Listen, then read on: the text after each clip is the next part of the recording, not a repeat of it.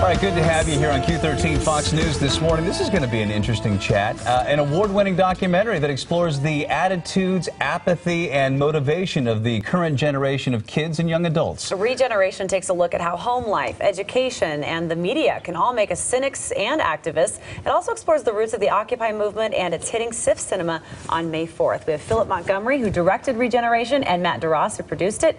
Thank you so much for being here. We've been so looking forward to chatting with you about this. Thanks for having us. So it's so interesting because every older generation struggles to understand the younger one. Our grandparents were the greatest generation, and then our parents were the counterculture of the 60s. We are Generation X, and well, we're not worth anything, but that's a whole other issue. No. Well, but the younger ones, you know, this is a totally different generation, the ones that have grown up with Facebook, the computer. It's a different realm, isn't it?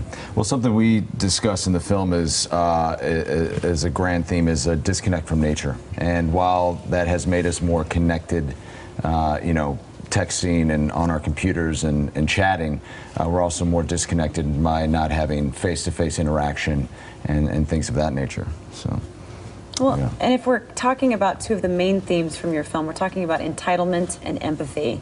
How do those factor into the movie? How do they factor into how you feel about what people are experiencing these days? Because we were talking before we started this interview about how the way people interact has changed so much. That has to affect how they're able to empathize with other people, how they feel they're entitled to be famous. Everyone feels like they can be famous in a reality show. Everybody feels like that's just how things are. What have you guys noticed? I think what we've seen, if there's a lack of empathy in an individual, there's that creates a big barrier to get out in your own community and have face-to-face interactions with each other and speak out about what you care about. And for us, the movie was intended to inspire and start a conversation about exactly that. And as much as Facebook can be used as a tool to gather people, it's not what is starting revolutions or movements.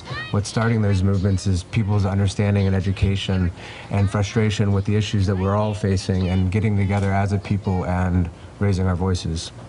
Okay, so when you say the younger generation, who exactly are we talking about, and what motivates the younger generation? I mean, younger generations are really I mean, that's a broad term. We actually like to avoid saying Generation X or the millennials or anything like that. Those are kind of marketing tools, I feel like. I mean, we're talking pretty much anywhere. You know, if you're on Facebook, if you're on a computer, we're actually talking to you. Okay. I mean, it can be our grandparents, it could be anybody. You know, we're all sort of victims of these devices and things. So, yeah. Victims of the devices. I mean, so what's the end for that in terms of, you know, what danger is there? I mean, we're connecting socially, we're making friends. It feels somewhat real, but we know we're not talking to someone face to face. In fact, if you meet someone that you've connected with online in person, sometimes that can be a little bit awkward. What's the danger in all this?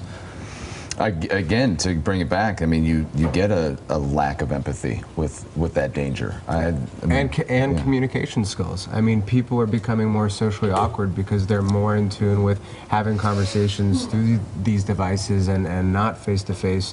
And I think that down the line, that could really lead to massive problems. Okay, so we've seen the Occupy movement, you know, come to fruition. I think one of the issues that a lot of people have with Occupy is, you know, it's well-intentioned, but there's not a clear message coming out of it.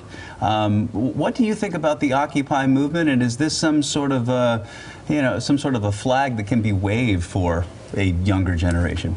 We're huge supporters of the movement, and I think the media likes to portray it as it didn't work and there was not a clear set of demands. But if you break all of that down and you say the only thing that they accomplished was a major wake-up call that the mainstream media is talking about, I think it's a massive success. So first of all, I do think that there was a lot of demands and there was a lot of focus and there was a lot of really incredible organized horizontal organization within those movements, and I think that we're going to see a big resurgence of that in the spring when the weather is now getting warmer. I think in May and May 1st there's a general strike, and specifically focused in Chicago and nationwide, and I think that I think it will be successful, and I think it is changing the national dialogue because we're all talking about it. Yeah. I mean, even seeing Obama's State of the Union speech, I mean, that was a direct reaction to the ideas of the 99%, and I mean that right there, I mean, you could say that's a success. So what's the takeaway here? How do you see this all developing as we move forward? I mean, the generation that you're profiling, those are the people that are going to be running the country. So what are you hoping to see come out of this? I think there's definitely a sense of hope. There's definitely a sense of hope. I think, you know, what we're showing is, or promoting is critical thinking. You really see a sense of that kids today really do want to be heard and are looking to turn off their computers and to get out there and be more active in their communities. I mean, there's definitely a thirst for that, and we're hearing that as we show this to schools and get this out on a bigger level. Regeneration screens May 4th at SIF Cinema. Gentlemen, thank you so much for coming on. Thanks for having us. Good to have you today.